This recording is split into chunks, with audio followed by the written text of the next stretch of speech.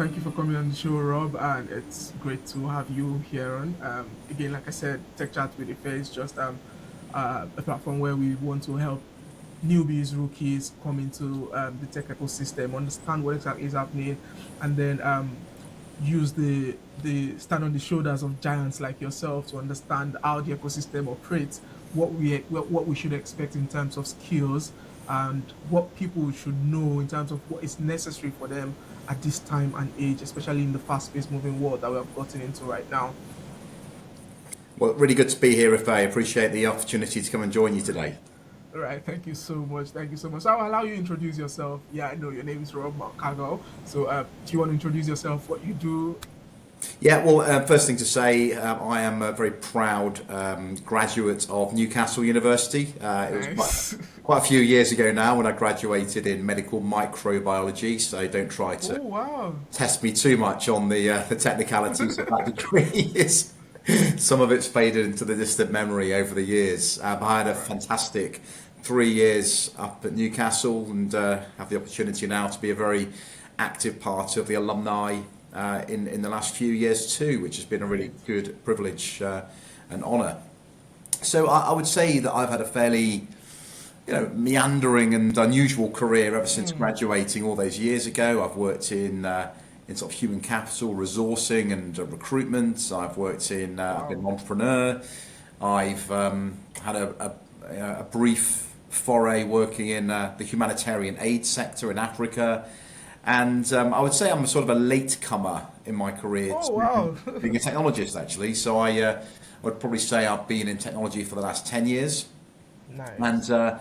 that coincided with joining PwC about 10 years ago when I think around about that time it was when there was the previous level of excitement around artificial intelligence in the market at the Yeah. time. There'd been some quite momentous sort of things happening in the market. Certain organisations had claimed quite big, bold breakthroughs in things like healthcare diagnostics, in gaming, and all manner of interesting things were happening. And it felt like a good time for big companies to have a first go, really, at trying to harness AI in the enterprise. And that's what PwC did. And that was my opportunity to come in, driving a lot of the adoption of the tech internally in the workforce. I think Right. in hindsight, probably 10 years ago, the technology wasn't as mature as it is today. Of There course. was maybe not the scale and quality of data available in business. There was not the compute power, and the techniques and the platforms weren't as sophisticated as they are now. And I would say, therefore, it was a good chance to sort of learn some lessons from how to do it in the future, but it didn't really take hold. And so that was my first foray into AI and technology about 10 years ago.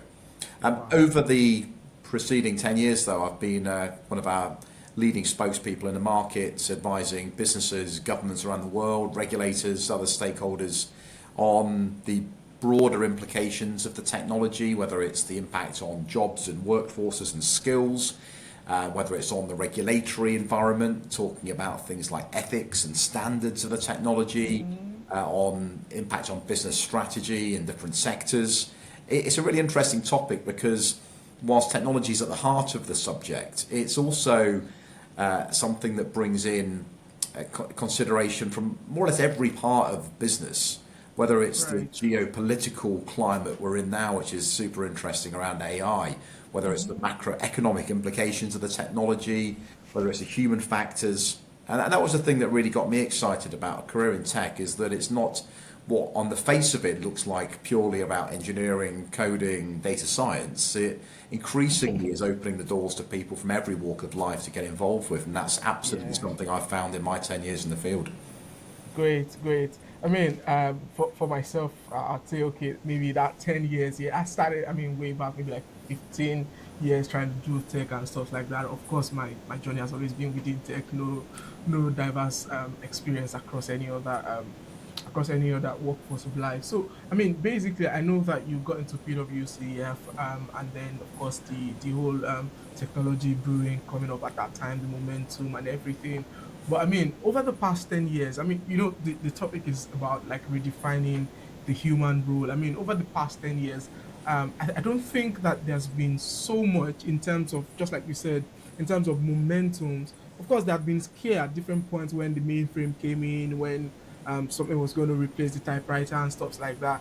But I think right now, at this stage we are now, there's so much scare. Like there's so much fear for people in terms of what do we expect next, what is next for us in this whole AI taking over everything, and people saying that, oh, even what I can do, someone else or something somewhere can just quickly put it up. And I mean, like when you're faced with questions like that, I manage a team, so you get faced with questions like, oh, how do you then manage redundancy when you're bringing systems or elements like this into what you do?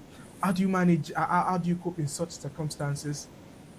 Well, I think it's first worth pointing out that fear of the unknown, often amplified by technology development, is not a new phenomena. This is something that's been Right. around for decades, if not centuries, since new technologies have changed the way we do things. Therefore, it's not something that's just come out of the blue in the last few years with AI.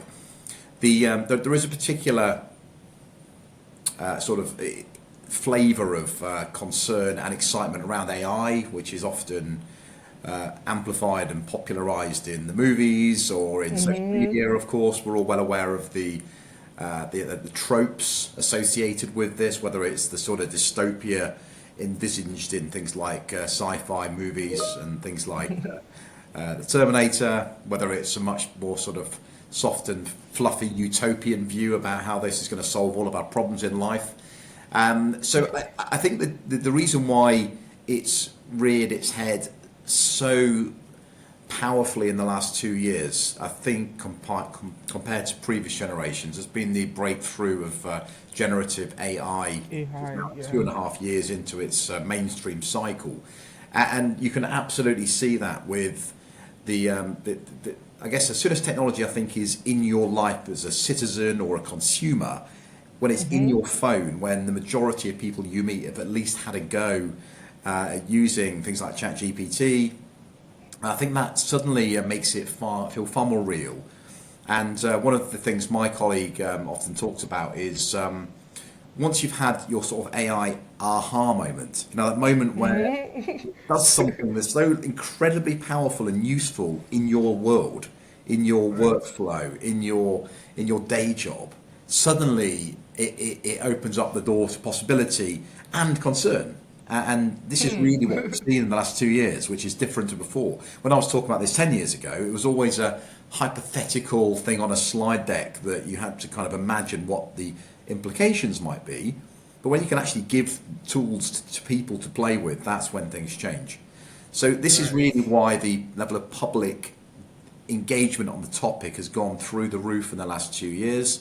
This is why we've seen so much media buzz around this, and this is why it's featured so much and amplified this story about the concern around things like jobs, etc.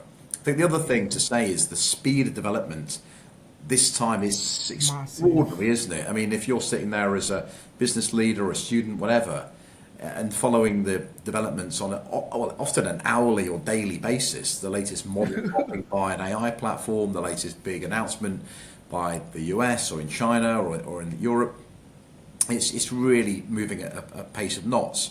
So if you then put this into a business context, if you're trying to plan your strategy for the next 5, 10, 15 years, and seismic things around the possibility of tech are changing on a daily basis, it's really hard to design that strategy. And that is Yeah. exactly what the clients we work with are facing up to at the moment. And you can understand that this is something that in the past the cycles are moving far slower. You can be far more deliberate about where you're placing your chips, where you're going to build that call center, where you're going to invest in that data center, whether your strategy is going to focus on this market.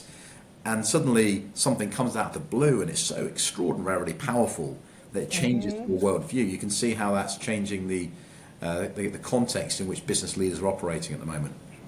Yeah, correct. Correct. I think that's quite right. And then you were mentioning job, and in my head, I'm thinking, okay, you have your aha moment. Yeah, it opens up the opportunities. Yeah, I mean, just like everyone, you just sit in your room and somebody says, okay, try this thing, and it's just gonna do wonders for you. And then it does that first wonder. And the next thing is, what next? Does this replace the person that used to do this for me? Or does this give the person that does this for me another opportunity to probably do something much more better? So my next question would then be, does this actually create more job opportunity, or does it open us up entirely to a new world of learning? So there's a few ways of answering the question. I'll try to come at it from a few angles. Have we got robust empirical statistical data to show what is likely to happen yet? I've seen contrasting studies. There are schools of thought that say that this takes out huge tranches of roles out of the economy and there won't be a need for people in a number of cases. I've seen quite a lot of economic arguments to say that if this increases the productivity of these organisations to create more output, therefore that actually creates more jobs in other parts of the economy. There's also anecdotal evidence I've seen firsthand around people recognising the direction of travel and reinventing their careers around the technology from all manner of different backgrounds, not just technology backgrounds. So the answer is we don't know yet. There is, I think, a pretty strong case though, however, when you start looking at moving the use cases that we've looked at as consumers, which might just help you to organise your grocery and come up with some recipes for you, whatever it might be. You know, I use Yeah. mine to help my youngest daughter do bedtime stories. You know, there's lots of nice use cases like that. But then you start looking at what it is being applied to now.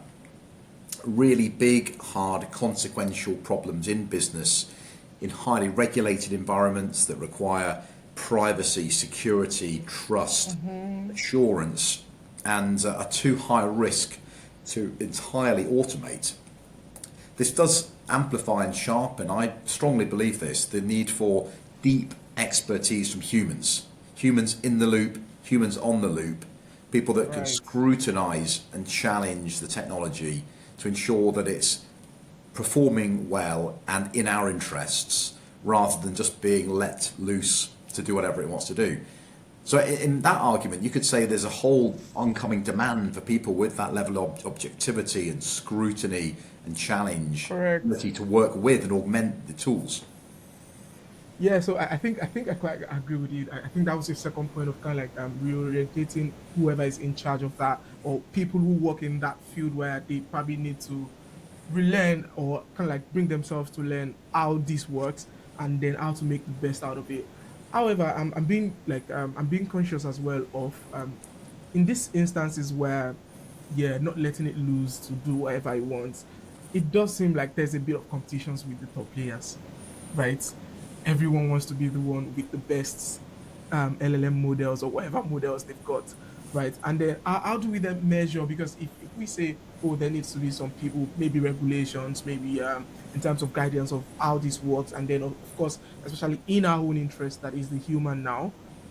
How do we then make this like how do we then ensure this as a thing, especially with the big players who are always like this is providing this tomorrow, and then oh, Chat GPT is doing theirs, DeepSeek is doing theirs, Google is doing theirs with Vertex, and like how do we then guide as to what exactly we're getting out of those? Well, I think there's a few things that in a market come to come to pass. So we've already seen substantial developments in the regulatory space. We've seen the EU AI Act, for example, which has very tight and specific provisions for the sorts of use cases these things can be applied to, that can be high risk or low risk, etc., with very severe financial sanctions if for breaching those. That there is, of course, differing world viewpoints around how tight or how strong some of these regulations are. So there's huge focus on regulatory regimes around the technology. There's a lot of focus on standards and ethics as well. And I think then you've also got, I guess, what the customer base wants. And clearly that's got a big bearing upon what they deem to be acceptable, you know, around the adoption of this tech. There's a huge debate around how well these tools should be labelled when you're interacting with them in a customer context, for example. So I don't think you can ignore what consumer demand and consumer pressure looks like. The great example of this, I think, is in driverless cars. These Right. have been forecasted to be across all of our roads, for many, many years now. And yes, there are some really impressive companies doing amazing things in London, in San Francisco, etc. We know the case studies, but they're still miles off full adoption and scale.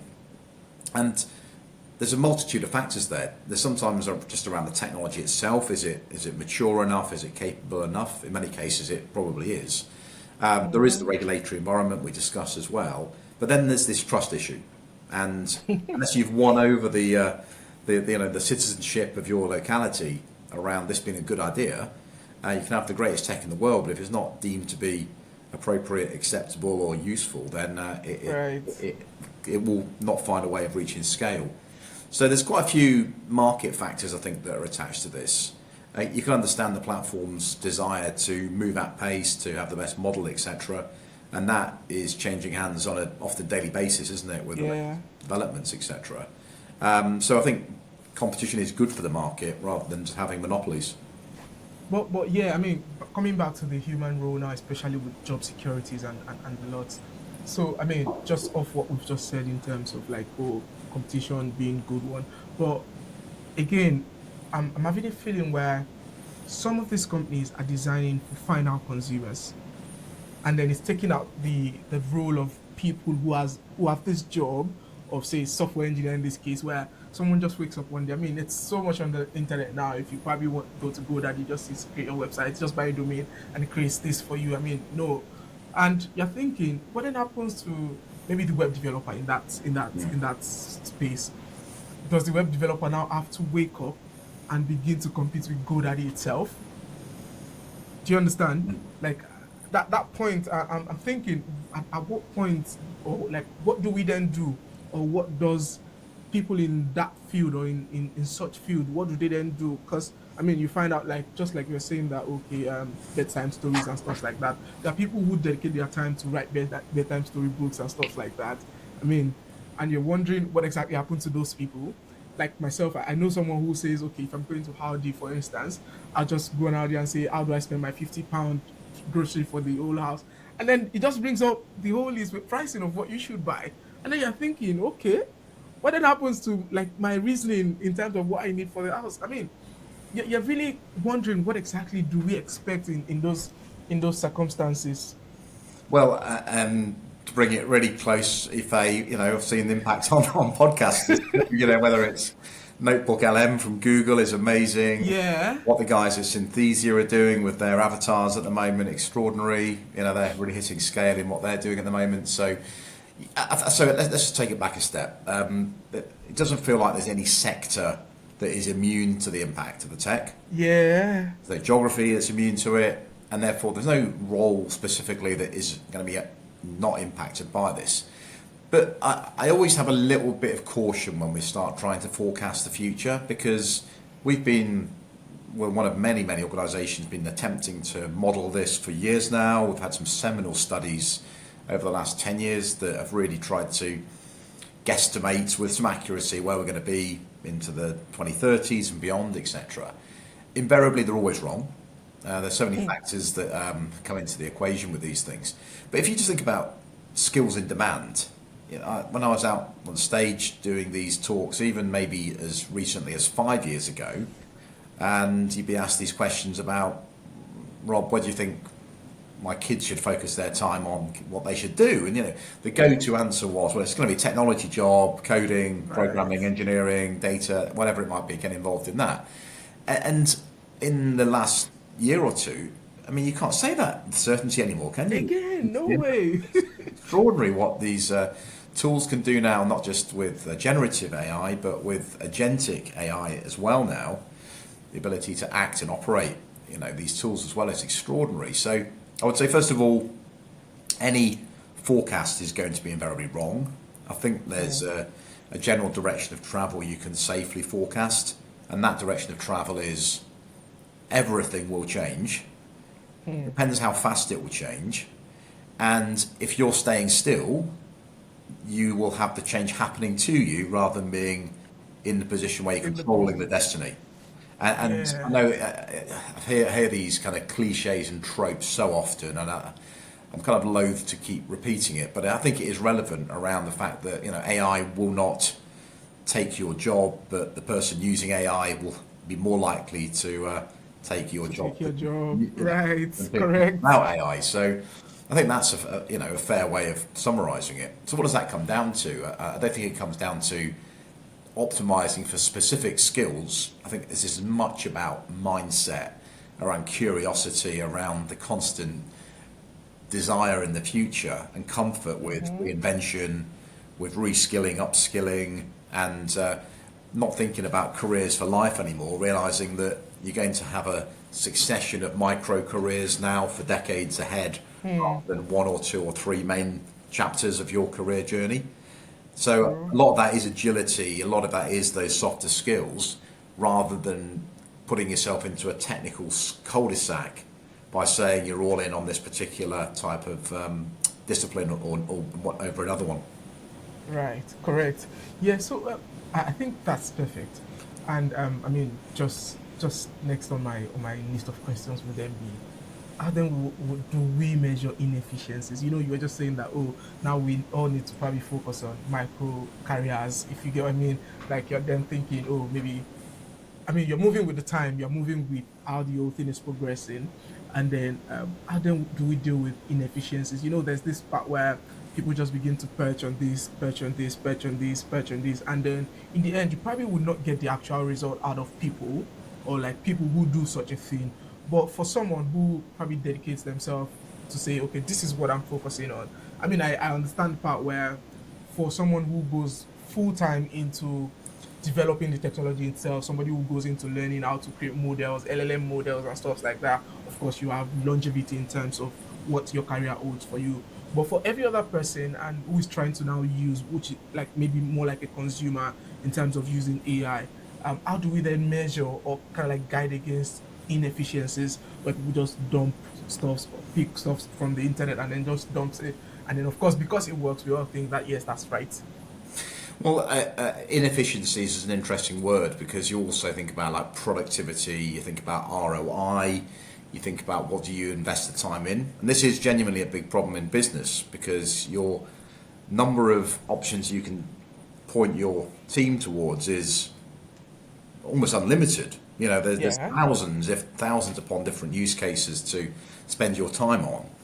So I think if you're thinking about this as an individual, this is not about throwing everything away that you've ever done and trying to retrain to be an LLM engineer or something. I think it's much more about reimagining your career path with AI at the centre, and that translates to I've seen extraordinary things happening with artists and poets and philosophers, as I have seen with when the secretaries I work with is reskilled, whether it's people in marketing, whether it's people into to the depths of finance and beyond.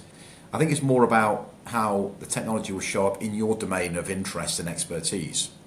Right. As for inefficiencies, I'm not quite sure I'm going to answer it well, but we're still in the very, very early foothills of this climb up the mountain of AI. AI. There's a lot of mistakes that are going to be made still. As long as they're kind of good, small mistakes we learn from quickly, that's a natural progression to work out where we should be spending our time on this. I mean, just to give you one example, there's a really interesting debate literally this week about whether saying please and thank you to these models is a waste of time and It's a waste of energy. energy. Yeah. I got that.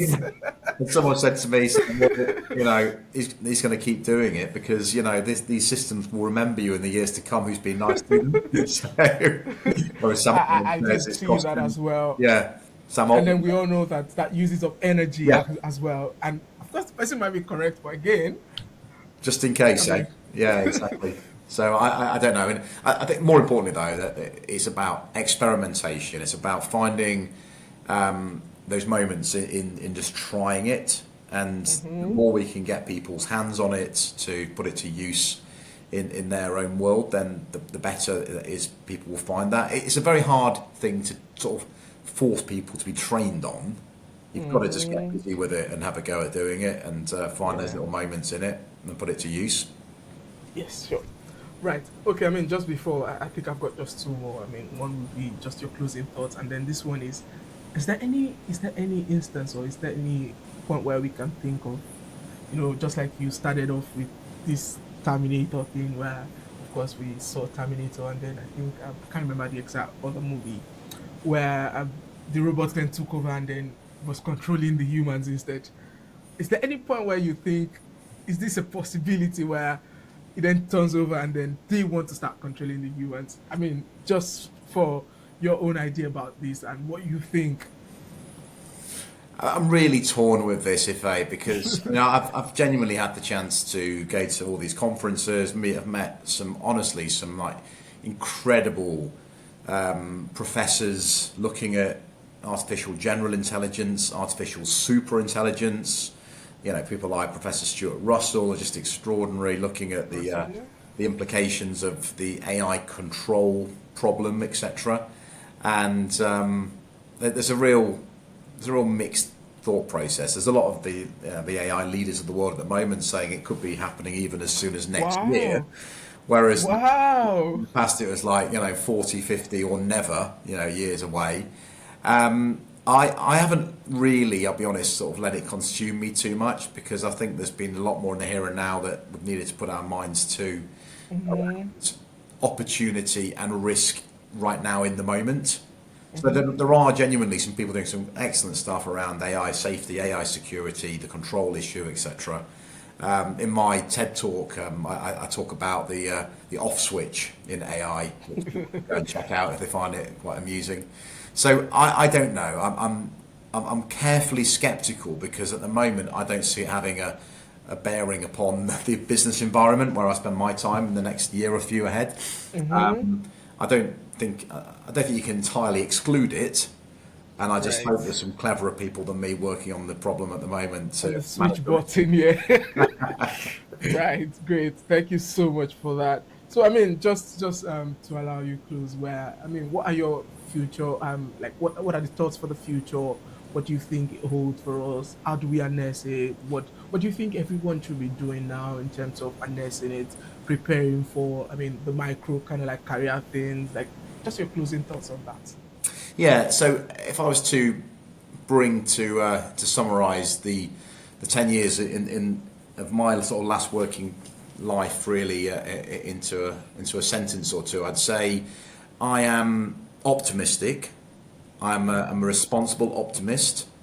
There's a lot that can not go well with this technology if it's left to its own devices.